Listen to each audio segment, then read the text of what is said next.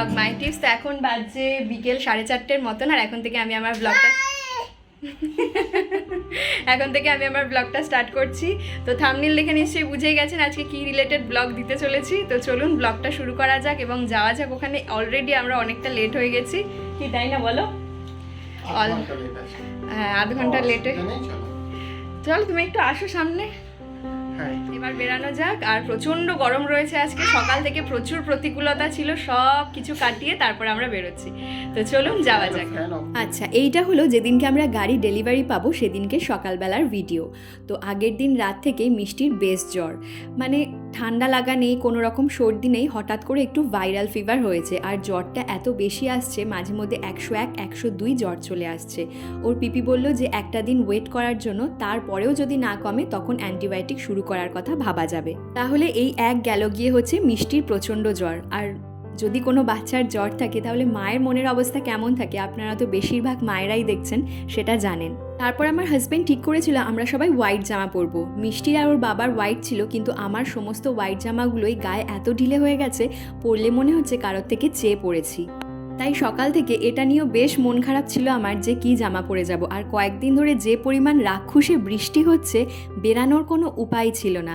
আমরা যে সময় একটু বেরিয়েছিলাম সেই সময় বৃষ্টিটা একটু ধরেছিল বলে বেরোতে পেরেছিলাম। বিরাটির এই নারায়ণ বস্ত্রালয় আসার পরে জামাটা কিন্তু আমার বেশ পছন্দই হয়েছিল। প্রথমে একটা জামা দেখার পরে দ্বিতীয় জামাটাই আমার ভীষণ পছন্দ হয়েছিল। তারপর চলে এলাম আমরা ক্যাথলিন থেকে একটা কেক কিনবো বলে, কারণ গাড়ি ডেলিভারির পর ওখানে আমরা কেক কাটবো বলে ঠিক করেছি। তারপর হাজব্যান্ড বলল সকাল থেকে আজকে সেরকম কিছু খাওয়া হয়নি, প্রচণ্ড খিদে পেয়েছে, তো সেজন্য 2টো ভেজ পিৎজা নিয়ে নিলাম। আর যেহেতু বিকালে পুজো দেওয়ার রয়েছে সেজন্য আজকে আমরা সারাদিন ভেজই খাবো। এই গেল গিয়ে কতগুলো প্রতিকূলতা। তারপরে বেরানোর সময় মিষ্টির দেখলাম বেশ জ্বরটা একদম কমে গেছে, আর তার সাথে ওর পিপি সাথে ছিল বলে আমি অতটাও ভয় পাইনি। আর বেরানোর ঠিক আগের মুহূর্তেই দেখলাম বৃষ্টি কমে গিয়ে একদম ঝলমলে রোদ্দুর উঠেছে। কিন্তু এই তো গেল মিষ্টি আর বৃষ্টির কথা, কিন্তু বেরানোর সময় মিষ্টির পিপি পড়ে গিয়ে সে এক একাকার কাণ্ড। আসলে আমরা যে সময় বেরোচ্ছিলাম আমাদের কাজের দিদি জাস্ট সিঁড়ি মুছে এসেছে, আর এত জল করে মুছেছে, তাড়াহুড়ো করতে গিয়ে দিদি নামতে গিয়ে প্রায় 7-8টা সিঁড়ি পর পর গড়িয়ে পড়েছে। হাত ছুলে গেছে এবং তার সাথে সাথে হাতে সোনার বালা ভেঙে বেরিয়ে গেছে, মানে ভাবতে পারছেন তার কতটা লেগেছে। কিন্তু তা সত্ত্বেও তার মনের জোর তো অদম্য, সেজন্য সেই ব্যথা নিয়েই সে আমাদের সাথে বেরিয়ে পড়েছে। শুধু তাই নয়, দিদি পড়ে যাওয়ার পরে আমার হাজব্যান্ড আর মম যখন দিদিকে ধরতে যাচ্ছিল তখন ওরাও দুজনে পড়ে যেতে যাচ্ছিল, মানে সিঁড়ি এতটাই স্লিপারি হয়েছিল। কিন্তু তারপরে সমস্ত প্রতিকূলতা পেরিয়ে আমরা বেরিয়ে পড়লাম। লাস্টের দিকে হাজব্যান্ড মম দুজনই বলছিল যে আজকের ডেটটা ক্যান্সেল করার জন্য, কিন্তু আমি বললাম যে দেখো ডেটটা ক্যান্সেল করো না, ডেট চলে যাওয়ার পরে যখন দেখবে পুরো দিনটা কমপ্লিট হয়ে গেল তখন ভাববে যে সারাটা দিন এত সুন্দরভাবে কাটলো, এই দিনটাকেই মিস করবে তখন। কারণ আমাদের প্রত্যেকটা শুভ কাজে বাধা আসলেও কাজটা কিন্তু সুসম্পন্ন হয়। তো এই যে আমরা শোরুমে চলে এসেছি, সবাই বসে আছে, আর মিষ্টিকে দেখতে পাচ্ছেন না, তো এই যে ম্যাডাম এখানে সানগ্লাস পরে ঘুরছে। ওর বাবা এখন আসেনি, কারণ কি দিদির গাড়িতে আমরা চলে এসেছি, আর ওর বাবা হচ্ছে ওই বেলঘড়ি এক্সপ্রেস ওয়ে দিয়ে তারপর আসছে, এখন একটু জ্যামে আটকে আছে। তো আসলেই তারপর এই যে সমস্ত কাজকর্মগুলো শুরু হবে। তো চলুন ব্লগটা এখানে যাক, আশা করছি আপনাদের আগে আরো বেশি ভালো লাগবে। ভাবছি আমি কখন ফেলবো গিয়ে ওগুলো।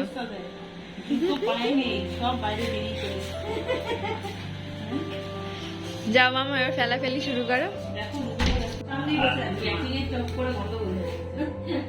মা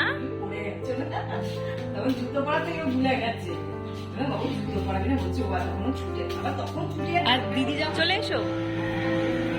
এই যে আমরা এদিকে একটা রুমে বসেছি, অনেকক্ষণ মিস করছি তোমায়। এই তো চলো।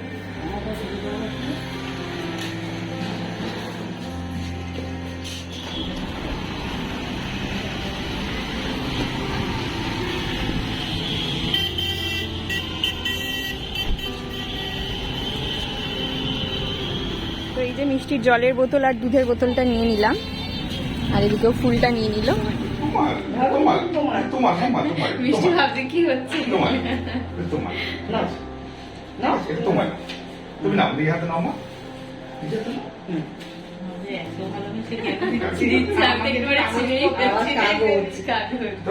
আমি দেখলে ছিঁড়ে ফেলি।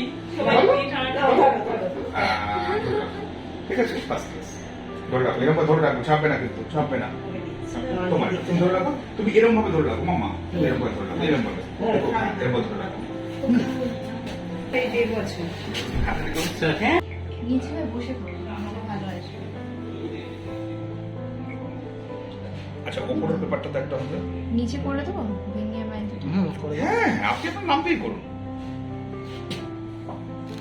উপরেটা ওইটা তো হবে একটা, হ্যাঁ, এখানে নিচে করে দিন, যে কোনো জায়গায়।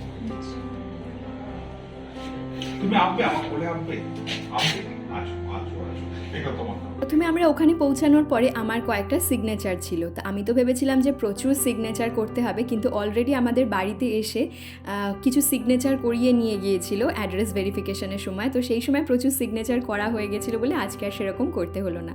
তারপর এই যে আমি সুন্দরভাবে থালা সাজিয়ে নিচ্ছি এখানে।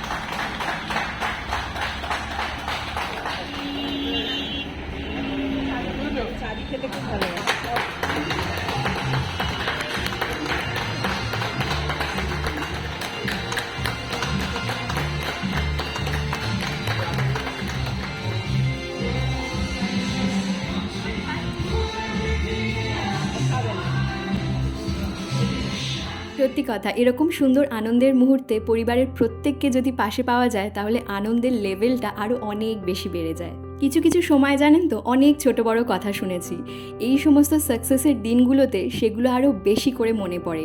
সেই কথাগুলো সেই সময় আমাকে যতটা দুঃখ দিয়েছিল আজকে কিন্তু ঠিক ততটাই আনন্দ দেয়। আমার মমও মাঝে মধ্যে বলে, জানেন তো, আমার মেয়ে গাড়ি কিনছে, ভাবতেই অবাক লাগে, আমার সেই ছোট্ট প্রিয়াঙ্কা। এই গাড়িটা শোরুম থেকে বেরানোর পরে বারবারই মনে হচ্ছিল কখন সবাই বসবে এই গাড়িটাতে, সবাই গাড়িটাতে আরাম করে বসবে এবং চড়বে, সেটা দেখেই যেন আমার চোখের শান্তি, সেটা দেখেই আমার স্যাটিসফ্যাকশন। আরেকটা কথা না বলে পারছি না, আজকে এই সোশ্যাল মিডিয়ার দরুন যারা যারা আমাকে ক্রিটিসাইজ করেছিল আমি জানি তারা প্রত্যেকেই এই ভিডিওটা দেখছে। তাদের উদ্দেশ্যে বলবো, প্লিজ আরও একটু, যাতে আমি আরও একটু সাকসেসের দিকে এগোতে পারি। কেন স্যার বসুক না বাবা, তবে মম বসুক এদিক দিয়ে।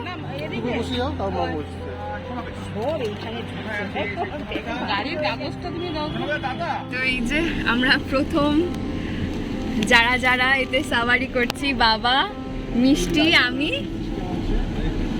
আর এই যে সামনে আছে, আর ড্রাইভার দাদা তো রয়েছেন। চলো যাওয়া যাক। এরপর আমরা এখান থেকে যাব হচ্ছে বিরাটি।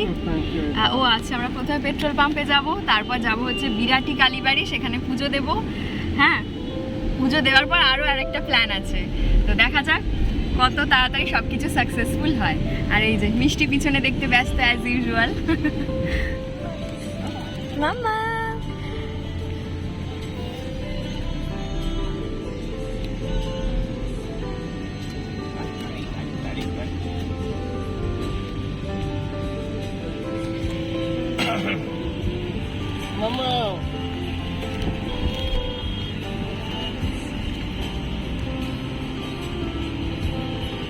তো এই যে এরপর আমরা চলে এলাম বিরাটি কালীবাড়িতে। তো মমের ফ্ল্যাট কেনার আগে না এখানে একবার পুজো দিতে এসেছিলাম।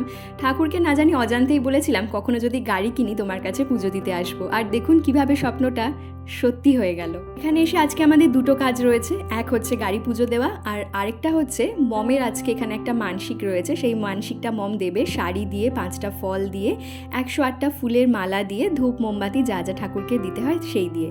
তো মমের মানসিকটা ছিল এই যে আমি যাতে ভালোভাবে সুস্থ হয়ে যাই, আমার অপারেশনটা ভালোভাবে হয়ে যায়, সেই নিয়ে মমের মানসিকটা ছিল। মম এখানে মন্দিরে প্রথমে পুজো দেবে। এই যে মমের পুজো দেওয়া হয়ে যাচ্ছে, ডালা হাতে তুলে দিয়েছে ঠাকুরমশাইয়ের হাতে। এরপর আমরা চলে যাব গাড়ি পুজো দেওয়ার জন্য। এখানে অন্য ঠাকুরমশাই গাড়ি পুজো করবে। তো এই যে এখানে আমাদের এখন গাড়ি পুজো হচ্ছে। তো গাড়ি পুজো হয়ে যাওয়ার পরে তারপর আরও একটা প্ল্যানিং রয়েছে আমাদের। তাহলে চলুন আগে শান্তিতে গাড়ি পুজোটা করা যাক, তারপরে আবারও আপনাদের সাথে কথা বলছি।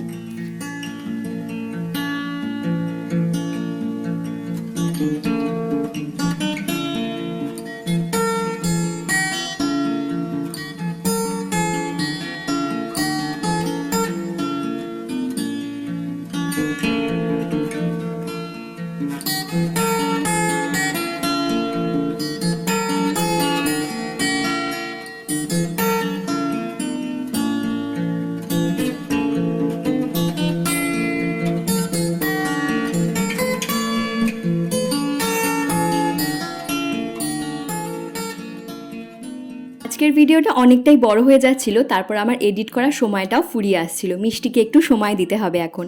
তাহলে আজকের ভিডিওটা এখানেই শেষ করছি। এরপরে আমরা কোথায় গেলাম সেটা দেখাবো আপনাদের সাথে বা শেয়ার করবো আপনাদের সাথে নেক্সট ভিডিওতে। আরও একটা কথা শেষে না বলে পারছি না, আপনাদের প্রত্যেকের সাপোর্ট যদি আমার সাথে না থাকতো তাহলে আজকের দিনটা আসাটা সম্ভব হতো না। আপনাদের সবাইকেও অসংখ্য অসংখ্য ধন্যবাদ। এইভাবেই আমার পাশে থাকবেন পরবর্তীতেও। তাহলে দেখা হচ্ছে নেক্সট ভিডিওতে।